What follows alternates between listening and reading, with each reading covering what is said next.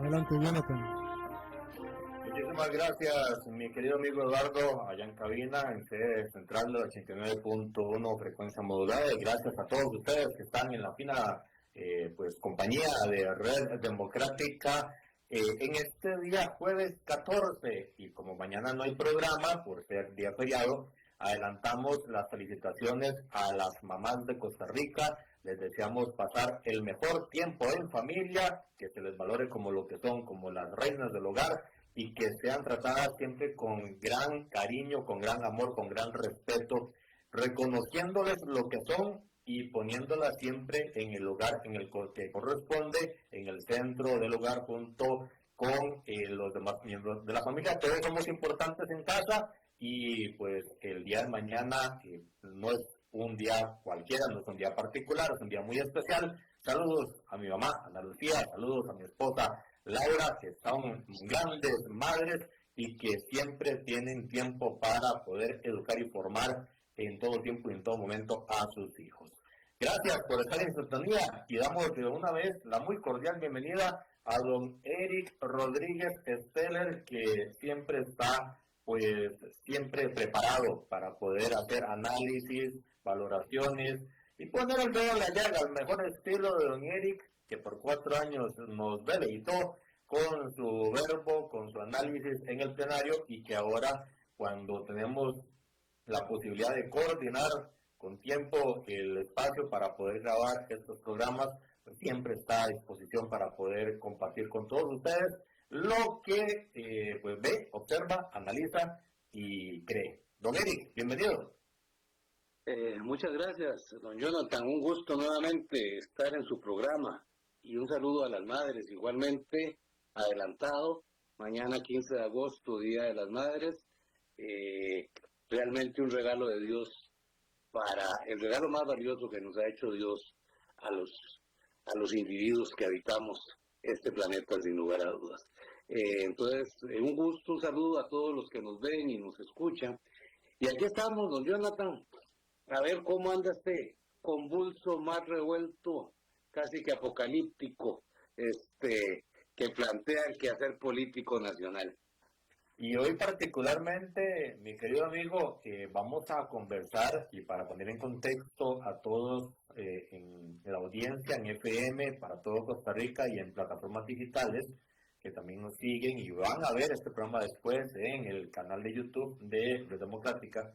Vamos a hablar sobre la eficiencia y la productividad del Congreso de la República.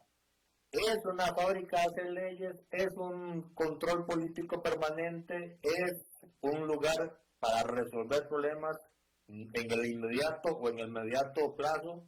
Vamos a hablar de todo eso, porque es parte de la consigna de Red Democrática educar y también analizar y evaluar lo que está pasando en el país. Don Eric, ¿qué te parece la Asamblea Legislativa actual, sin comparar en este momento con anteriores, del 22, de mayo del 22 a hoy, 3 años y medio? ¿Qué percepción y qué sensación te deja?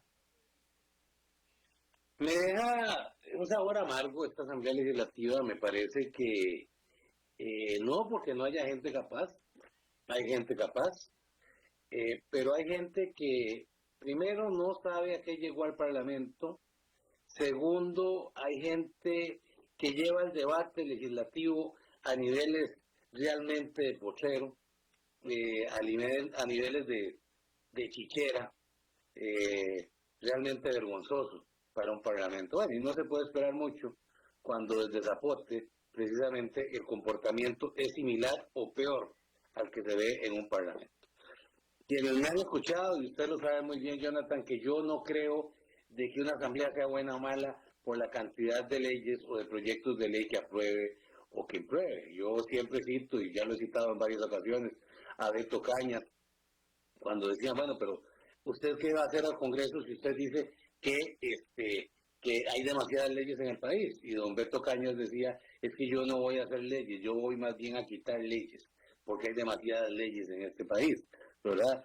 Entonces yo no mido el rendimiento de un parlamento por la cantidad de proyectos de ley aprobados, que dicho sea de paso, son muy bajos en estos 3 años y medio que llevamos, ¿verdad? Ahora estamos pegados, o está pegado el Parlamento, con las jornadas 4-3, donde se le ha aplicado un filibusterismo político por parte de la fracción del Frente Amplio, pero en realidad las grandes transformaciones y los grandes cambios que ocupa este país, lamentablemente no se han querido ver en el Parlamento. Y aquí tenemos que ver también algo claro. Mire, mientras esté Liberación Nacional con casi 20 diputados, como lo estuvo cuando llegamos nosotros también, un partido estatista y apoyado por una fracción, bueno, en aquel entonces, del Frente Amplio, que quiere volver ahora, como José María Villalta, y yo me acuerdo ver a Roberto Thompson y a otros pidiéndole consejo a Villalta, de la fracción del Partido de Liberación Nacional. Y mientras estén ahora, donde se unen, ¿verdad?, en un contubernio vituperable, sin lugar a dudas, Liberación y el Frente Amplio, pues prácticamente pueden dominar la agenda parlamentaria, que precisamente la agenda de ellos es más de estatismo. Ya salió otra diputada ahí diciendo, y conste, yo adoro mucho a los animales, pero vea que había que hacer un hospital de mascotas. Yo le dije que estaba... No solo es el hecho del hospital, es el hecho cómo se financia. Por eso, que yo estaba de acuerdo si ella ponía la plata. O sea, yo estoy totalmente de acuerdo, pero habría que ver si la gente está de acuerdo en que se le siga quitando plata, porque el Estado no tiene más plata que la plata de todos nosotros que somos los que producimos. Entonces me parece que es una asamblea que ha llevado el debate legislativo muy bajo. Un diputado, Ariel, se me va el apellido, haciendo como un gato, Robles, haciendo como un... y creo que va a ser candidato del Frente Amplio. Dios mío, que Dios nos haya confesado. Haciendo como un gasto en la Asamblea Legislativa, una figura como Pilar Cisneros, que habla de todo y no sabe de nada, habla de derecho y no sabe, habla de economía y no sabe, pero ella tiene que abordar todos los temas habidos y por haber. Y una fracción de gobierno, si es que se le puede llamar gobierno a eso, una fracción oficialista, si es que a eso se le puede llamar oficialismo, porque parecía más de oposición, que en vez de tender puentes y buscar consensos, lo que ha llegado es a pelear. Entonces, todos aquellos proyectos, yo me acuerdo del presidente de la República hablando de que él se iba a comer la bronca, que iba a quitar 114 impuestos, que iba a hacer de este país una cirugía mayor, porque este país ocupa una cirugía mayor y no pagar por eso, se quedó en nada. Y seguimos oyendo ya un discurso cansadísimo, pero cansadísimo, de parte de Zapote, donde todos los miércoles tiene que salir paseándose en la vida de alguien, porque esa es la verdad, pero no tiene proyectos. Ahora, el gran proyecto con el que sale es una tal megacárcel. Yo no sé ni siquiera de dónde van a agarrar los fondos, pero si la megacárcel, yo estoy seguro que no se va a terminar, quedan 6 meses de este gobierno, ahí no va a pasar nada. O sea, va a pasar lo mismo que con Ciudad Gobierno, va a pasar lo mismo que con la Marina de Limón, va a pasar lo mismo que con las reformas a la Contraloría, va a pasar lo mismo que con el precio de las medicinas, va a pasar lo mismo que con las tarifas de los colegios profesionales, va a pasar exactamente lo mismo que con tantas cosas que ha dicho y que no ha cumplido, y no es por culpa de los demás, es porque a quien tenemos, el inquilino de Zapote en este momento, ha demostrado ser un verdadero incapaz. Una persona que le quedó grandísima la chaqueta de presidente de la República y que ha manchado la investidura de Zapote. Y sin lugar a dudas, eso se ve reflejado en un parlamento donde se ha pasado más peleando y discutiendo cosas sin relevancia que las grandes transformaciones que este país no ocupa ahora. Este país ocupa esas transformaciones de hace 30 años. O sea, estamos casi que como circunvalación. Que circunvalación se hizo se era para terminar en los 80 para descongestionar San José, y se vino a terminar 45 años después, donde ya no resuelve el problema del congestionamiento vial. Entonces, así nos va a seguir pasando. Mientras no tengamos claro cuál es el panorama y cuáles son las transformaciones que ocupa este país y cuáles son los proyectos de ley de este país, entonces ahí no vamos para ninguna parte. Eric, el gobierno tiene su cuota de responsabilidad y la asamblea también tiene la propia. La asamblea se pasa apagando más incendios triviales de la cuenta en función de las decisiones que debería estar tomando para resolver los problemas del país. Es que en realidad, Jonathan, yo no creo que apague incendios, más bien yo creo que los crea. ¿Ok? Porque el problema que hay aquí es que en realidad a este presidente es muy fácil traérselo abajo. Su discurso es muy malo. Si es un discurso de un pachuco, es un discurso de una persona que no ha hecho nada en 3 años y medio. Es una persona que ha vendido humo, eso lo tenemos muy claro. Pero cuando usted ve quiénes son los que lo atacan en el Parlamento, hablemos de Francisco Nicolás con una credibilidad por los suelos. Hablemos de Dinora Barquero con una credibilidad por los suelos. Hablemos de doña Gloria Navas, que es muy buena jurista, pero que su credibilidad también es muy baja. Entonces, o hablemos de la gente del Frente Amplio, que tiene muchísimo rabo que le maje una gente. Me van a decir, pero es que no se han robado nada, porque no han podido llegar al Poder Ejecutivo, ¿verdad? Bueno, hablemos de algo también.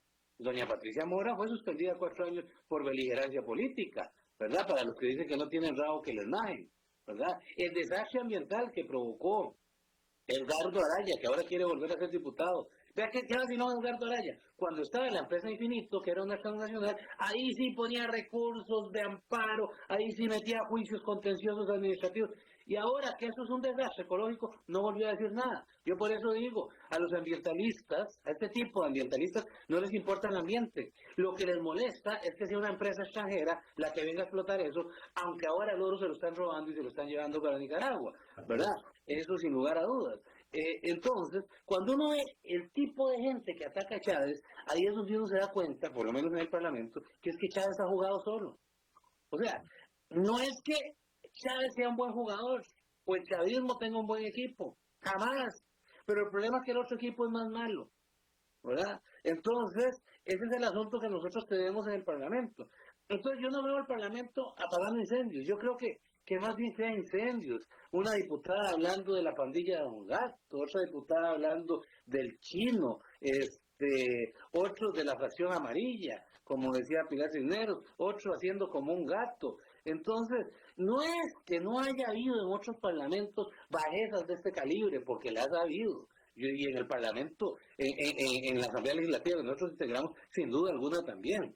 Pero es que nunca se ha llegado a extremos tan bajos. Y una Asamblea Legislativa que es súper improductiva, no por la producción de leyes, es improductiva porque hasta en el control político son malos, porque le han dejado la cancha al presidente de la República para que haga lo que le dé la gana. Y acordémonos, Jonathan, que el artículo 9, si mi memoria no me falla, constitucional, establece que el poder de la República, que el gobierno de la República lo ejerce el pueblo y 3 poderes.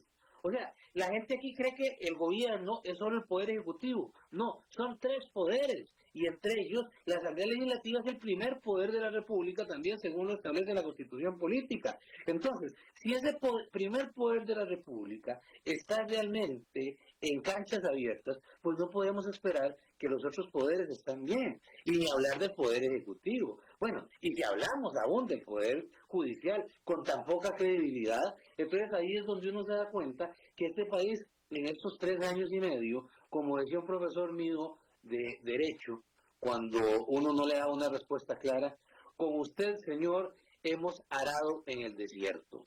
Entonces yo creo que igualmente en estos 3 años y medio, si es que se ha arado, yo creo que ni siquiera se ha arado, pero si es que se ha arado, hemos arado en el desierto. O sea, no vamos a recoger ningún fruto de estos 3 años y medio, ni de los 6 meses que queda, con los actores políticos que tenemos en Zapote y en Cuesta de Moras.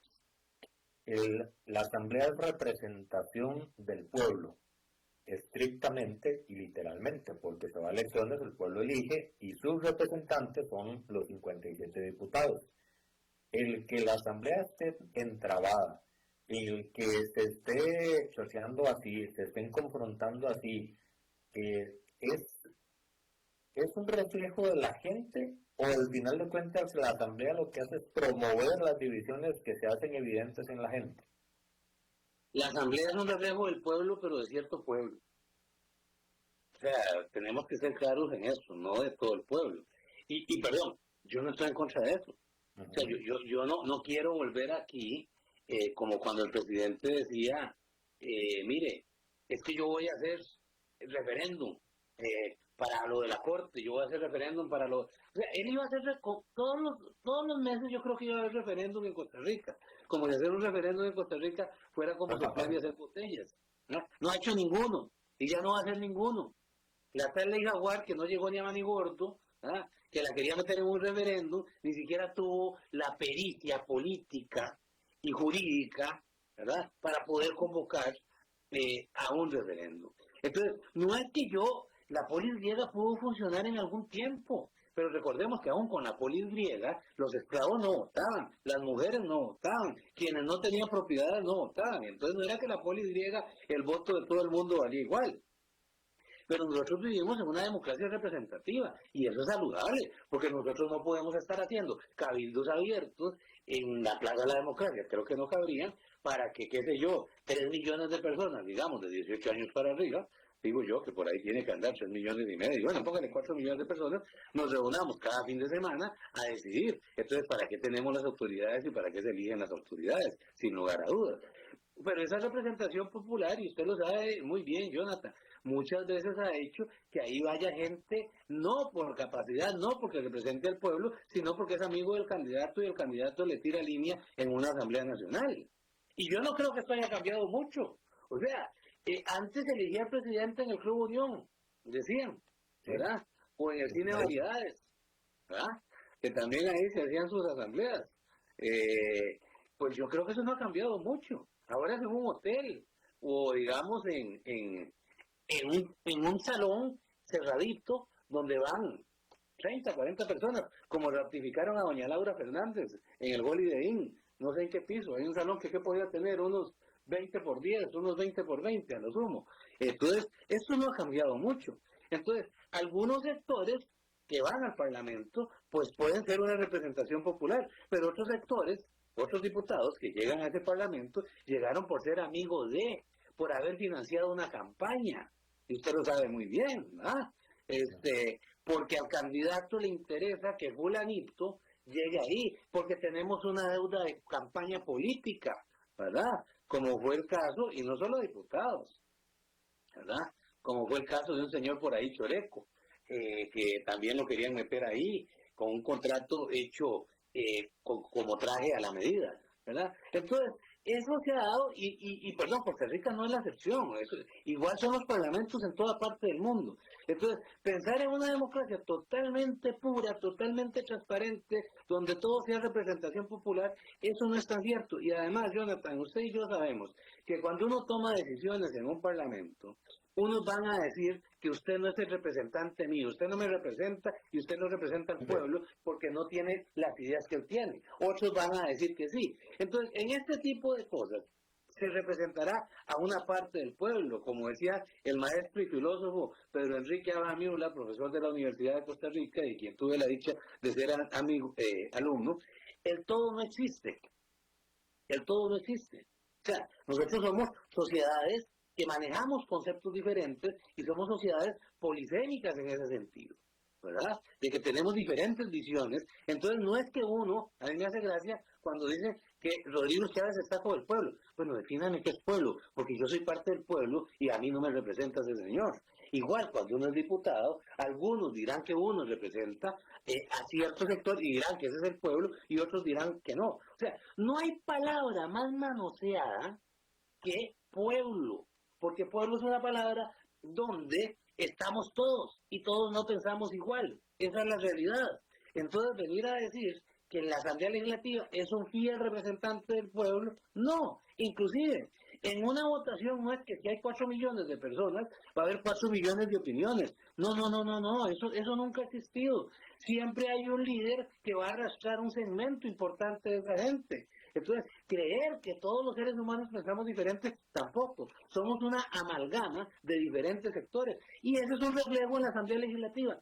¿Eso es bueno o eso es malo? En algunas cosas es bueno, en otras cosas es malo, pero ese es el juego de la democracia. Por algo decía Sir Winston Churchill, ¿verdad? Que la democracia no es el mejor sistema que existe, o no es el mejor sistema que existe, exceptuando todos los demás. Entonces, esto es parte, ¿verdad?, de lo que nosotros tenemos que entender de cómo funciona un parlamento. Un parlamento es un cuerpo colegiado donde, como decía Federico Malavasi, viene de la palabra parlare, ¿verdad? Y parlare es venir a hablar. Si todos pensáramos igual, bastaría con cerrarnos un ojo para votar, pero no, por eso tiene que haber un parlamento, y ahí están los pros y contras de todo el parlamento. ¿Qué tanto representa el pueblo? Y si podemos definir pueblo, ya ese es un enano de otro pueblo. Eric, voy a tratar de plantear de la mejor manera posible la pregunta, sin entrar en legalismos, porque ya hay suficiente norma sobre eso, pero los partidos deberían considerar evaluaciones de liderazgos de quienes aspiran y capacidad de hablar, de verbalizar, de crear discursos no solo leídos, sino también de interpretación leída, sino también de capacidad de crear ideas en momentos calientes. Y te lo pregunto porque el Parlamento, el 50% del trabajo es control político y es hablar. Pero si uno se pone a ver de los 57, los tiempos que usan, hablarán 10 y callarán 47, y eso siempre ha sido igual. El asunto es que entonces, ¿a cuáles personas estamos llevando al poder que no son capaces de hacer con el 50% de su trabajo, que es hacer un tipo de equilibrio político y de frente a ideas contrarias a las que ellos defienden? Y la otra parte es esa que te decía, del liderazgo, porque para ir y volver a ver al de la parar cómo está votando y votar es muy fácil. Eso no es ningún liderazgo, eso no tiene licencia atómica, pero es lo que muchas veces pasa en el Congreso. Vea, yo todavía soy ingenuo y creo en la idoneidad. Pero en política la idoneidad es lo que menos se valora a la hora de elegir una persona que vaya al Parlamento. Y también yo en esto quisiera ser sincero. Ha habido personas muy preparadas, excelentes profesionales, excelentes juristas, ¿verdad? Y que llegan a un parlamento y su labor política ha sido bastante desteñida.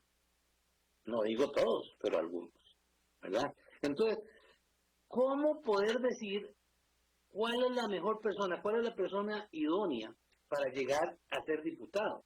Bueno, uno podría decir, bueno, la formación académica, pero entonces también estamos siendo discriminados en un país donde el 68% de la gente con edad de ir a la universidad no está yendo a la universidad. Tenemos entonces también, vamos a discriminar entonces a un altísimo porcentaje de personas que son comerciantes, pero que no tienen un título profesional. Es que precisamente el tema del título no tiene que ver, son las capacidades de liderazgo. Correcto. Y hay gente que ha demostrado un gran liderazgo sin tener ningún título universitario.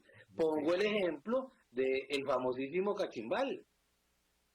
Llegó 4 veces al Parlamento. Bueno, una porque era sustituto de un diputado y entonces los viernes no iban, y los viernes antes se sesionaban, entonces él integraba, lo mandaban ahí a que fuera para efectos de las estadísticas, tuvo 4 veces.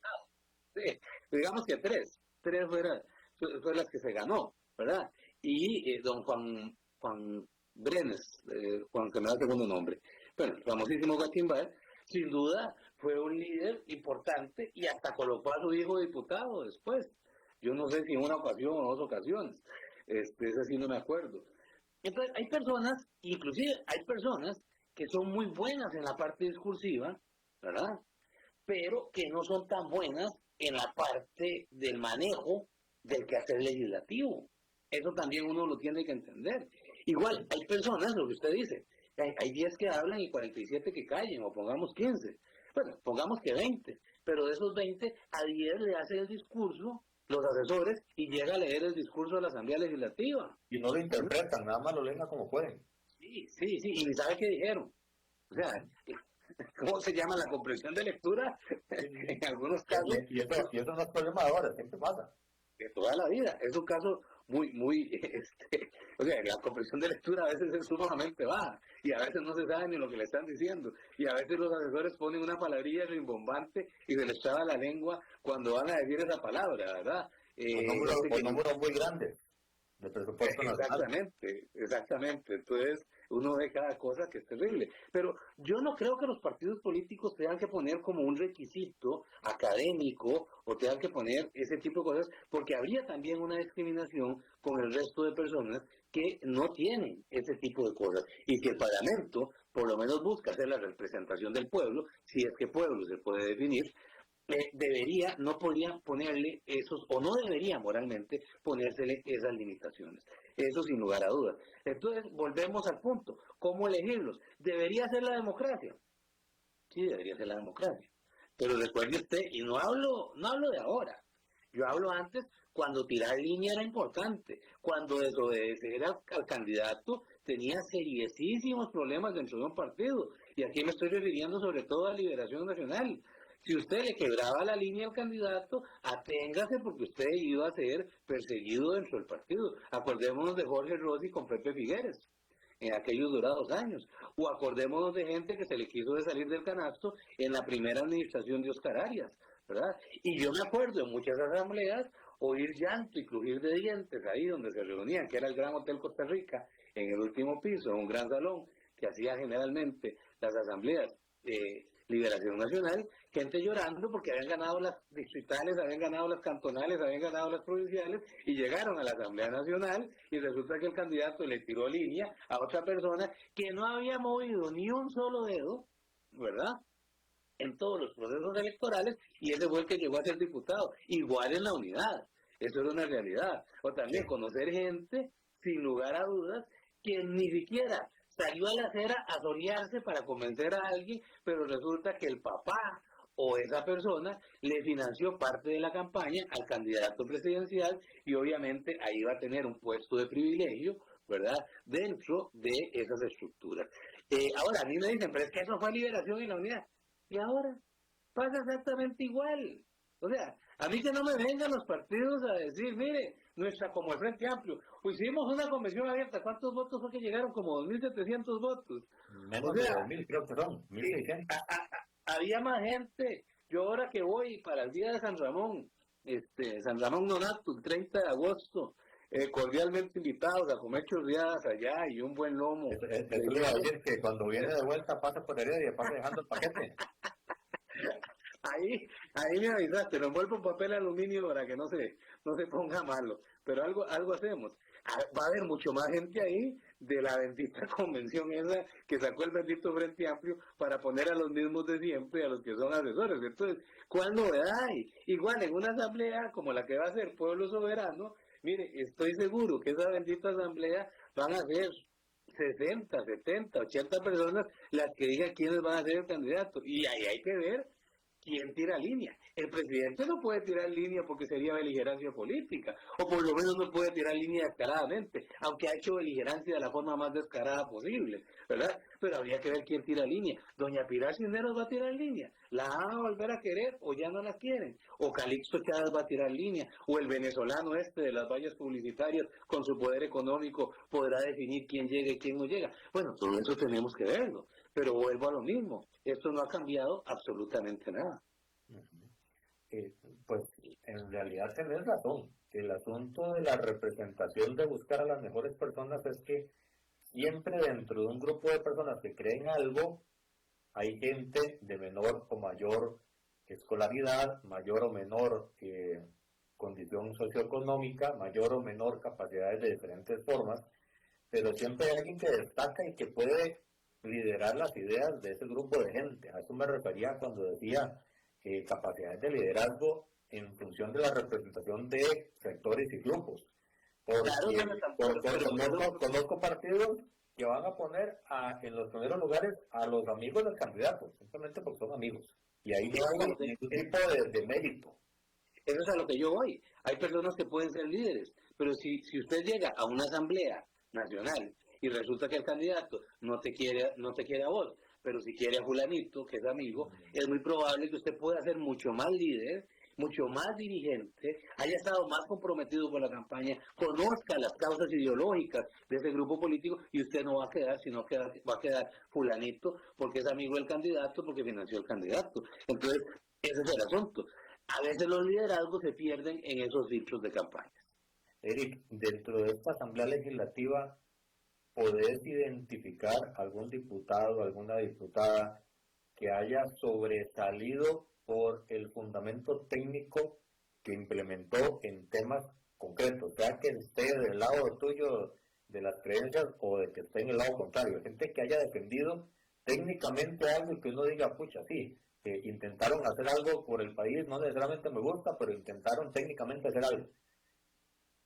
Mire, yo pienso que los controles políticos de doña Gloria Navas, que conste, no es santo de mi devoción, pero más que políticos, jurídicos, los análisis que hace Gloria Navas denotan que es una persona que tiene un conocimiento importante en procesos judiciales, sobre todo en procesos penales.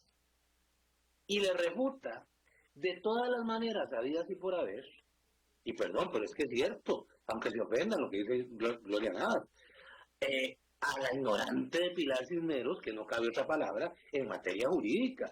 Porque yo oigo hablar a doña Pilar Cisneros de materia jurídica, mire, yo siento vergüenza, y perdón, eso de la vergüenza ajena no existe. La vergüenza la siente uno de oír a una persona oír hablar así. O cuando yo oigo a doña Pilar Cisneros, que quién sabe quién la asesora, dando cifras económicas, mire, también da pena.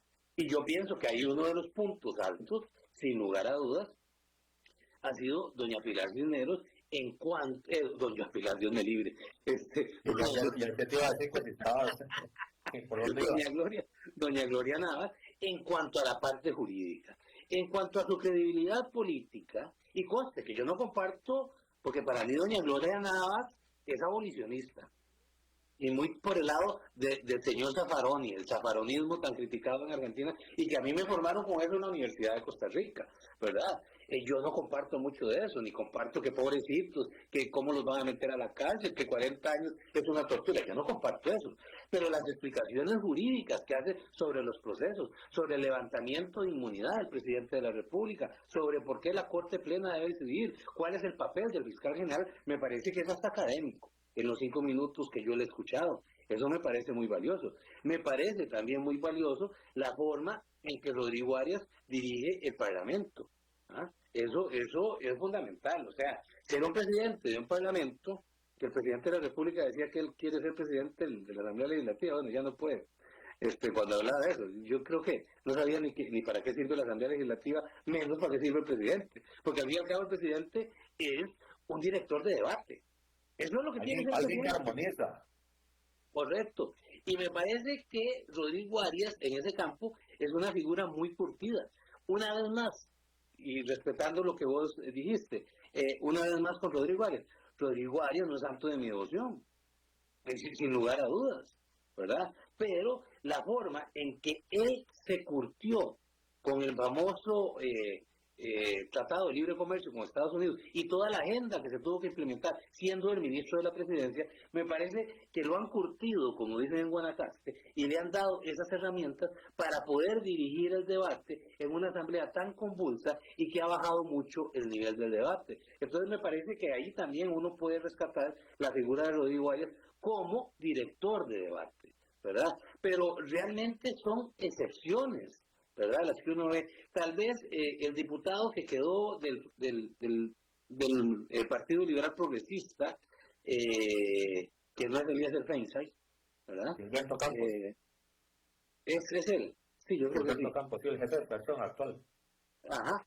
Me parece que hace controles políticos importantes y me parece que tiene una idea clara de cuál es la situación. Algunos discursos de don Eliezer Feinstein, uno más, que no es santo de mi devoción, me parece que dan en el clavo y me parece que llevan a la altura del debate que tiene que llevar. Y algunos controles políticos de don Eliezer Feinstein me han gustado, sobre todo cuando se dedica a hablar de la parte económica, que es una parte que sin duda él maneja bien y puede discutir y refutar las cifras que el Poder Ejecutivo da en algunos casos. Hago esas 3, 4 excepciones y después de eso realmente no encuentro absolutamente a nadie que me haya llamado la atención, por lo menos en estos 3 años y medio. Entonces, ¿cuáles son las medallas de esta Asamblea Legislativa? ¿Existen medallas que puedan lucir ya en 3 años y medio, en donde ya lo que falta es campaña electoral y los últimos meses, que todavía recuerdo cuando vos decías, es mejor que la Asamblea esté cerrada después de primera ronda, pues después de saber quién es el presidente hasta que nos vayamos, porque era una maratónica a veces lo que se quería montar para poder aprobar leyes? Faltan esos 2 momentos. Entonces, lo que ya salió duro, ya salió. ¿Hay alguna medalla que vos puedas ver del Congreso actual? Mire, es que volvemos a lo mismo, Jonathan. Uno no puede decir que un Congreso es totalmente estéril. Bueno, habrá algunos que sí.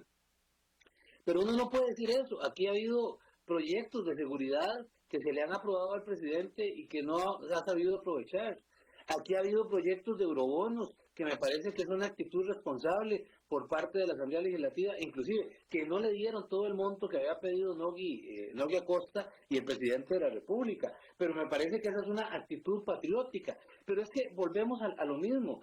Este país no se arregla, y aquí cito la frase del presidente cuando era candidato, este país no se arregla con curitas, este país ocupa una cirugía mayor, pero cuando estamos gobernados, y hablo como lo dice el artículo 9, si mi memoria no me falla, de 3 poderes, y cuando estamos gobernados por estatistas, a mí me hace gracia cuando dicen que aquí han gobernado los liberales, y le pregunto yo, ¿cuál?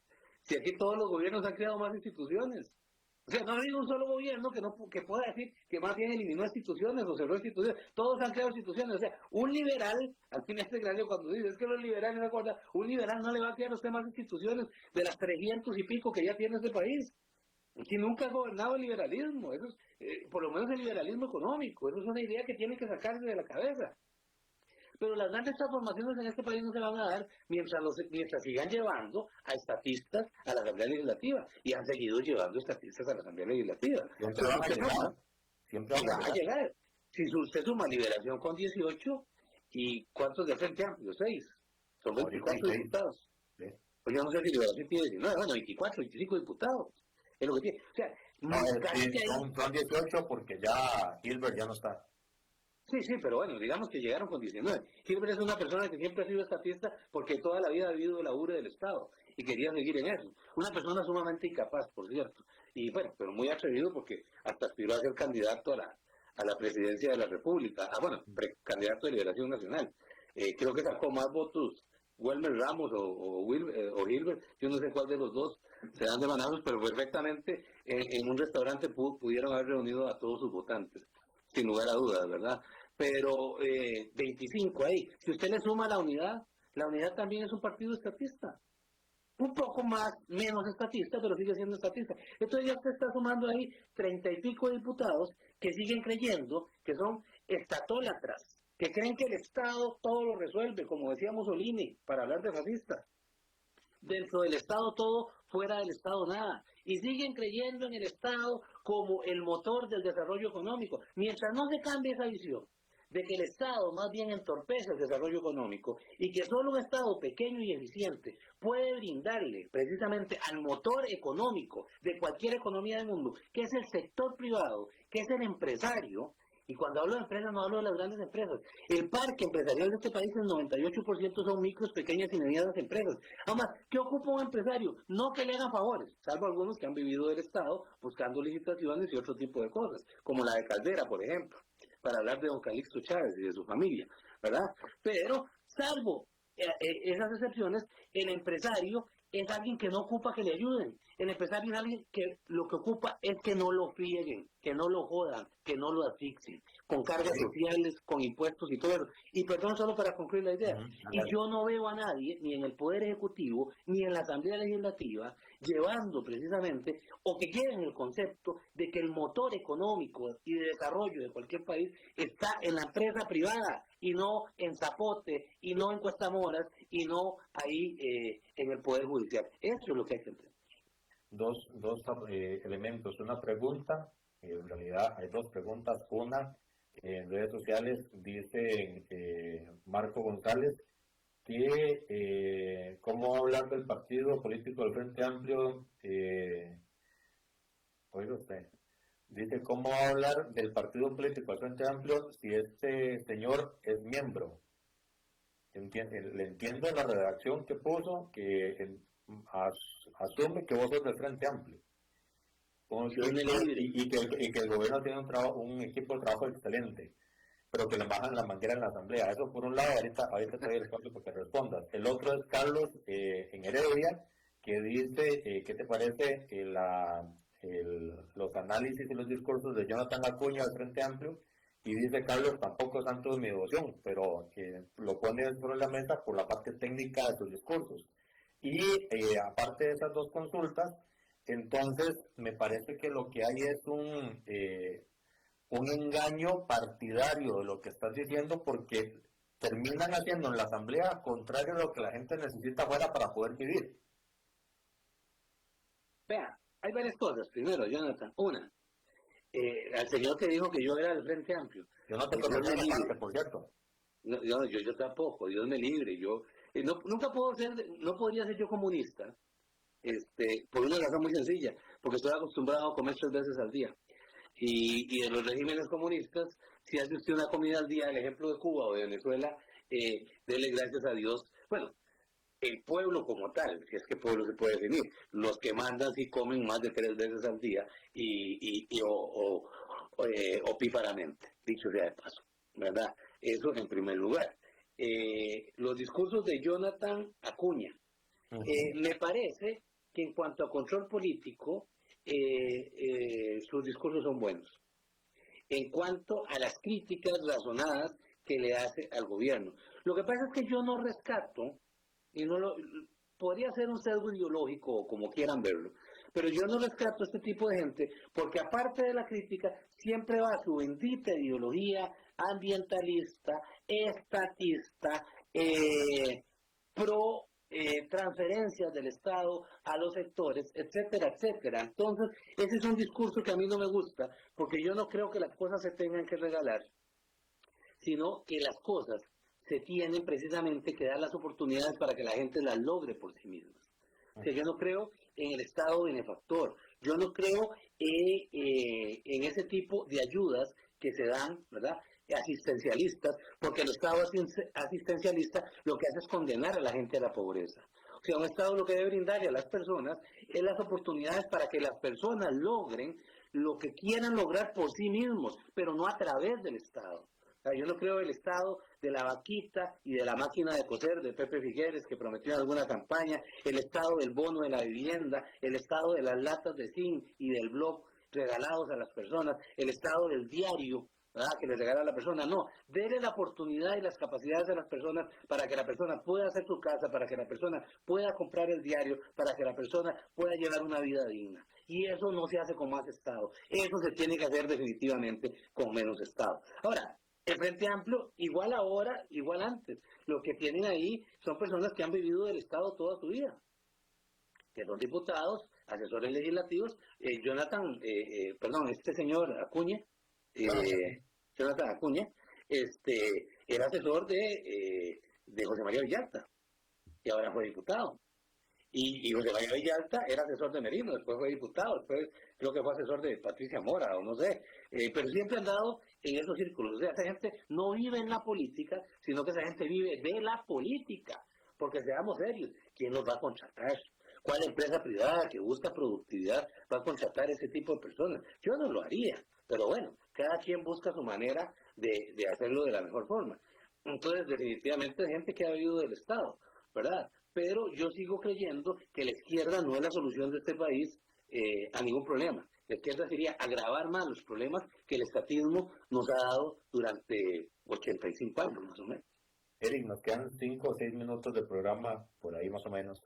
Y te vuelvo a plantear la pregunta porque te la hice junto con estas dos consultas que estaban llegando. Y es que ¿por qué la gente elige representación que no lo representa? Y te lo amplío de esta forma. La gente ocupa, como bien dices, tener capacidad para poder producir, para poder avanzar, para poder crear, pero desde la Asamblea se crean instituciones, se crean impuestos, se crean procesos, se crean restricciones que difícilmente van en la misma línea de lo que la gente necesita y espera y ocupa urgentemente. Ahorita hay casi un 45, 46% de informalidad y que están ahí porque es realmente caro estar en el sector formal con los niveles de restricción que hay. Porque la gente elige a quien no lo representa. Primero, Jonathan, el voto no es racional, el voto es pasional. Uh-huh. Y entonces, si usted se pone a ver, muchas veces los clivajes que ha hecho la nación, te pongo solo dos ejemplos. El clivaje que hizo la nación en el año 2018 para ayudar a Carlos Alvarado, que lo logró. Okay. Hubo uno que fue con el matrimonio homosexual. Uh-huh. Eso de matrimonio igualitario, eso es una aberración terrible, ¿verdad? Uh-huh. Ahí hubo un clivaje que le dio vuelta precisamente a todo. La nación que antes se decía que era de derecha, jugando de progre, pero bueno. Y el otro clivaje que hizo fue en segunda ronda con la Virgen de los Ángeles, precisamente la nación metiéndose en religión. Y entonces eso exacerba pasiones y el voto es más pasional que racional. Y no solo aquí, eso en cualquier parte del mundo.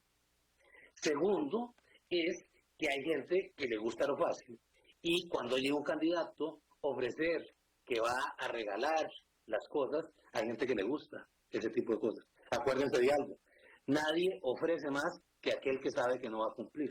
Uh-huh. Eso estamos totalmente de acuerdo. Pero hay gente que le gusta, que le digan, mire, conmigo usted va a tener casa. Mire, conmigo usted se le va a aumentar el salario un 50%. Y hay gente que le gusta decir eso. Y no se preguntan de dónde va a salir eso.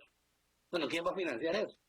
Y lo tercero, Jonathan, es que la gente tiene que comprender cuando crean las instituciones. Por ejemplo, el bendito hospital de perros, bueno, de mascotas, que está proponiendo esta señora. Idea muy loable, pero yo siempre lo he dicho, de buenas intenciones está empedrado el camino de los infiernos. O sea, entonces la gente cuando dice, vamos a crear la Defensoría de los Habitantes, que yo me cuestiono a veces para qué sirve, ¿no? Ah, mire, qué bien, entonces, qué buena esa institución. Mire, vamos a crear un hospital para mascotas. Ah, qué bueno. Mire, vamos a ampliar la seguridad social de este país. Ay, qué bueno. Pero la gente no se pregunta, ¿quién va a financiar eso? O sea, lo que la gente tiene que entender es que entre más instituciones se creen, menos plata va a tener usted en la billetera. Porque usted es el que va a financiar esas instituciones. Ah, mire, que vamos a crear, como hay aquí, ahí por el INS, un instituto, creo que es, o una de teatro,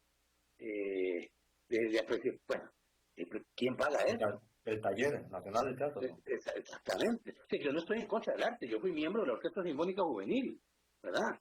Pero lo que tenemos que entender es que entre más instituciones usted cree, lo que va a crear es que su billetera tenga menos dinero. Y entonces, eso es algo que también... Claro, claro. Estuve ahí con Gerald Brown. Como 5 años estuvimos por ahí. Después te la cuento. Cuando te lleve el lomo relleno de San Ramón. Entonces, definitivamente, yo creo que la gente tiene que empezar a ver que más Estado significa menos plata en la billetera. Que el voto no tiene que ser pasional, sino que el voto tiene que ser racional. Y que ustedes lo que ocupan es un Estado, no que les regale cosas, sino que no les estorbe y que les dé las posibilidades y oportunidades para que cada persona pueda lograr sus objetivos, sus metas, por sí solo, sin necesidad de un Estado alcahueta, despilfarrador e ineficiente. Para cerrar, Eric, estos 6 meses, 7 meses que quedan de legislatura con los actuales congresistas, ¿va a ser más de lo mismo? ¿Va a ser más apasionado por las elecciones? ¿Va a ser más desenfrenado en acciones? ¿Cómo lo esperas? Como todos los 6 meses últimos, si se aprueban proyectos Chayote nos va bien, porque todo se estallan los juegos políticos, de todos los proyectos que exacerban los ánimos no se van a discutir para no alterar más la Asamblea Legislativa, la gente va a andar en giras con el candidato, va a andar buscando votos, se va a romper más el quórum, vamos a sesionar menos, van a haber menos proyectos de ley y cada vez menos trascendentales. No sé, jornadas 4-3 si llegará a salir, porque dicen que eso como va a tardar como 3 o 4 meses, entonces ya ahí se nos va a consumir muchísimo tiempo. Entonces me parece que el periodo más estéril de la Asamblea Legislativa en cuanto a producción de leyes, que no por eso quiere decir que sea malo, ¿verdad? Repito, por lo que hablábamos en un principio, ¿verdad? Pero el periodo más estéril en cuanto a producción de leyes, sin duda alguna van a ser estos 6 meses. Entonces, ¿qué espero? Que tras de que esta asamblea fue mala, estos 6 meses van a ser peores. Eric, muchísimas gracias por un programa al mejor estilo de Eric Rodríguez Steller, sin pelos en la lengua.